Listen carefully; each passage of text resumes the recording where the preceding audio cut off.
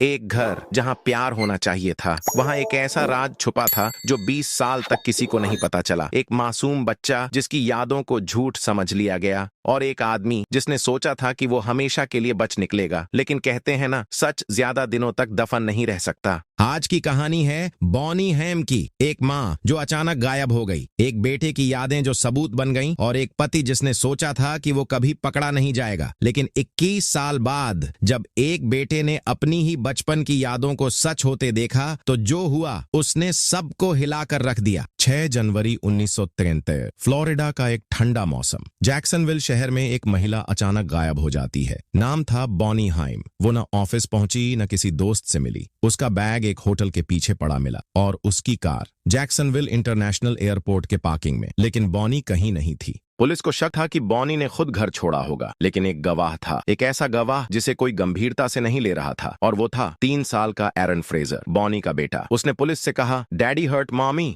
एक मासूम बच्चा अपने पिता की तरफ इशारा कर रहा था, लेकिन अफसोस किसी ने उसे सीरियसली नहीं लिया। कहा गया वो बहुत छोटा है, उसकी बातें भरोसे लायक नहीं, और इसी के साथ बॉनी का केस ठंडे बस्ते में चला गया। बॉनी का परिवार उसे ढूंढता रहा, लेकिन कोई सुराग नहीं मिला। साल 1999 में बॉनी को कानूनी रूप से मृत घोषित कर दिया गया। माइकल हैम, जो उसका पति था और एरन का पिता था, उसने दावा किया कि बॉनी खुद घर छोड़कर चली गई थी। लेकिन बॉनी की बहन और पिता को इस कहानी पर कभी यकीन नहीं हुआ।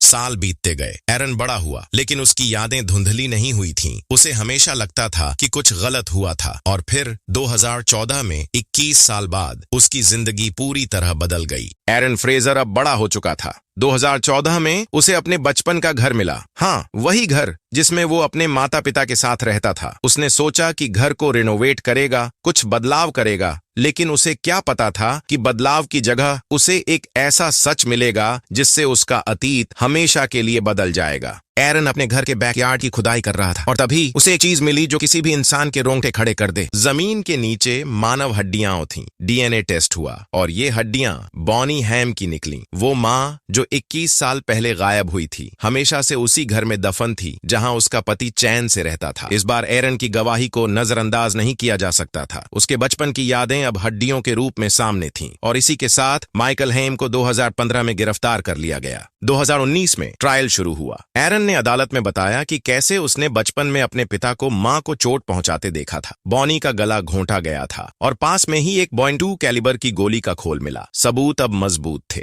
मई 2019 में माइकल हैम को दूसरे दर्जे की हत्या, सेकंड डिग्री मर्डर का दोषी करार दिया गया, और उम्र कैद की सजा सुनाई गई। इस केस ने सिर्फ एक हत्यारे को जेल नहीं पहुंचाया, इसने एक बेटे को इंसाफ दिलाया। एरन फ्रेजर के लिए ये सिर्फ एक केस नहीं था, ये उसकी मां की अधूरी कहानी थी जिसे उसने पूरा किया।